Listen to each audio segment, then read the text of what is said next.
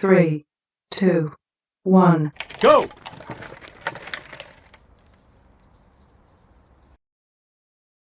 오늘은 내일 모레 비가 온다고 해서 미리 제초 작업을 하려고 합니다. 비가 오기 전에 제초 작업을 어느 정도 해둬야 비 오고 나면 잡초가 무성하게 자라기 때문에, 그렇지 않고 그냥 뒀다가 하루 이틀 늦으면 자칫 풀과의 전쟁에서 지는 수가 있습니다. 그래서 제가 주로 사용하는 도구들을 소개해 드리자면, 이런 세 종류의 호미가 있습니다. 왼쪽에 있는 건 일반적인 홈이고, 오른쪽은 이제 긁는 용도의 홈이죠. 가운데는 끝이 뾰족해서 뿔을 뽑는 데 유리합니다. 그리고 이쪽은 말굽 형태로 생긴 홈인데, 이건 한 10여 년 전에 제가 구입을 했는데 아마 많이 보편화돼서 네이버 검색해 보시면 어렵지 않게 찾으실 수 있을 겁니다. 개인적으로 가장 선호하는 그런 도구입니다. 그 다음에 이 도구는 풀을 긁는 그런 용도인데, 끝에 보시면 이렇게 홈이 파져 있기 때문에 뿌리를 캐내는데 좀 유리합니다. 밑둥을 걸어서 옆으로 잡아당기면 뿌리가 빠지기도 하는데, 그리고 마지막에 보이는 것은 예초기 날을 잘라서 용접에 붙여서 이용하는 건데, 이것도 한 10여 년 전에 구입한 것 같습니다.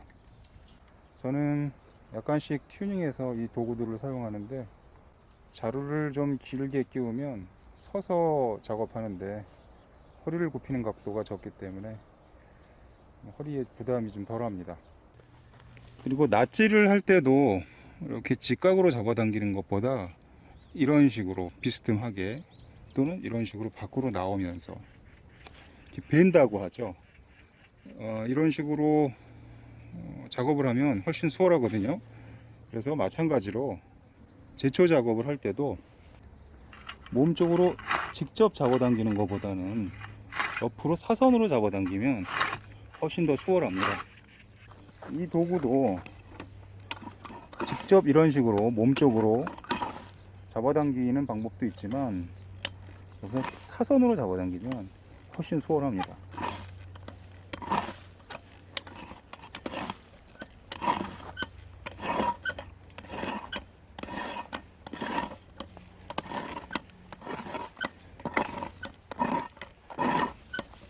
그리고 여기는 제가 천연 약재를 만들려고 석산을 지난 가을에 심은 자리인데, 보시다시피 풀이 엄청나게 많습니다. 그런데 제가 어제 물을 뿌려 놨습니다. 왜 그러느냐 하면, 요즘처럼 가물 때 제초 작업을 하게 되면 흙이 단단해서 다 끊어져서 거의 불가능하거든요. 그래서 저는 전날 약간 습기를 공급을 해주면 이튿날 풀 뽑는데 훨씬 수월하더라고요. 그래서 이런 식으로 제초 작업을 합니다. 그리고 평소에 제가 기본적으로 풀 관리를 하는 방법을 말씀드리자면, 가을에 추수가 끝나면 한번 밭을 갈아줍니다. 그렇게 되면 이듬해에 풀이 좀 덜 나는 것 같더라고요. 토양 관리도 좀 수월하고, 겨우내 토양에 공기층이 형성되기 때문에 유기물들이 분해되는 데도 도움이 되는 것 같습니다. 그리고 이듬해 초에 해동이 될 때, 그때 잠시 밭이 푸석푸석해질 때가 있습니다. 정말 사람 힘으로도 갈 수 있는 정도로 밭이 부드러워지는데, 그때 즉시 밭갈이를 합니다. 그리고 제가 심으려는 작물을 심기 전에 다시 한번 밭갈이를 해서, 이렇게 세 차례 밭갈이를 하게 되면 제가 보기에는 풀이 상당히 좀 줄어드는 것 같습니다. 그리고 일단 밭고랑에 풀이 손가락 한 마디 두 마디 정도 올라올 때까지 그냥 뒀다가, 그때 제초 작업을 한번 합니다. 그러면 그냥 쓱쓱 긁기만 하면 되기 때문에 풀이 억세진 상태가 아니기 때문에 상당히 수월합니다. 그러고 나서 부직포나 제초 매트를 깝니다. 그리고 보통 밭둑이나 이 길가 쪽에 잡초가 나는 것은 약재를 사용합니다. 왜냐하면 그냥 뒀다가는 그게 이제 저희 밭 쪽으로 풀씨가 많이 날라오기도 하고, 각종 병충해가 잡초에 붙어 있다가 다시 저희 밭 쪽으로 넘어오기도 하고 그래서 저는 부득이하게 제초제를 사용합니다. 제가 제초제를 사용하는 방식을 말씀드리자면 2월 달에 카소론 잎제라는 것이 있습니다. 동절기 제초제라고 저는 그냥 얘기를 하는데, 흔히 골프장 같은데 잔디밭에 그런 데 뿌리는 약제인데 약간의 코팅 효과가 있어 가지고 씨앗의 발화를 방해하는 그런 성분입니다. 제가 보기에는 2월 중하순경에 뿌리면 대단히 효과적입니다. 그리고 평소에 제초제를 사용할 때는 저는 보시는 바와 같이 이렇게 세 가지를 사용합니다.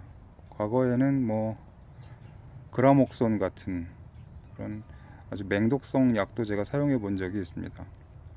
거의 고엽제 수준의 독성을 가지고 있는 약제인데 지금은 아마도 퇴출된 것으로 알고 있습니다.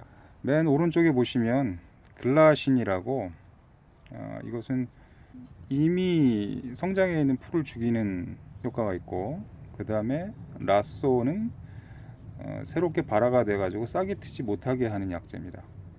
세 번째 보시면 전착제가 있습니다. 그래서 제초제, 발화 억제제, 전착제, 이렇게 세 가지를 혼합해서 줍니다.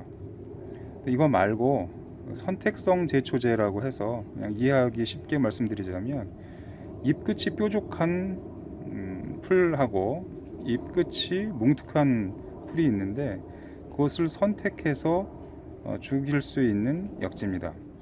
밭에 잎끝이 뾰족한 작물이 심어져 있다, 뭐 옥수수 같은 게 대표적인 얘기겠죠. 그럴 때는 선택성 제초제 중에서 잎이 넓은 잎만, 뭉툭한 잎만 골라 죽이는 약제가 있습니다. 그것을 사용하시면 됩니다. 그리고 뭐 콩밭 같은 경우에 잎이 둥그렇고 넓적한 경우에는 잎이 뾰족한 풀만 죽이는 약이 있습니다. 그런 약을 선택해서 사용하시면 됩니다. 그런데 무엇보다도 약을 사용하지 않고 좀 부지런히 김매기를 하고 관리를 하는 것이 좋긴 한데, 이게 어디까지나 한계가 있죠. 흔히 농사는 풀과의 전쟁이라고 하는데, 적절하게 약제를 사용해서 대처하는 것도 너무 고집스럽게 손으로만 제초 작업을 하는 것보다 훨씬 더 좋다고 생각합니다. 카소론 잎제는 14,900원, 글라시는 500ml 한 병에 3,500원, 라쏘는 2,100원, 전착제는 1,600원 줬습니다. 근데 제가 가입해 있는 농협에는 농약 보조로 50%가 나오기 때문에 그 정도면 대략 15,000원 안쪽에서 전체 한 세트를 구입할 수 있습니다. 여기가 제가 지난 2월에 카소론 잎제를 뿌린 곳입니다. 저희 길과 접해 있는 밭둑인데, 이건 뭐 약제를 사용하지 않으면 어떻게 관리할 수 있는 방법이 없더라고요. 그래서 보시는 바와 같이 지금까지 뭐 거의 풀이 안 나다시피 합니다. 아마도 장마 때까지는 이 상태가 유지된다고 봐야 할 것 같습니다. 여기도 카소론 잎제만 2월 말에 뿌린 상태인데 크게 잡초가 보인다거나 그러지는 않습니다. 제가 그 약의 독성 여부에 대해서는 정확한 정보는 없긴 한데 크게 이슈가 되지 않는 것을 보면 다른 독성은 없는 것으로 알고 있습니다. 여기도 보시면 풀이 거의 없습니다. 저 울타리 넘어도 제가 카소론 잎제로 방제를 한 곳이라서 아직까지 뭐 특별하게 풀이 있다든가 뭐 그런 현상은 관찰되지 않습니다. 많은 구독과 좋아요 부탁드립니다. 시청해 주셔서 감사드립니다.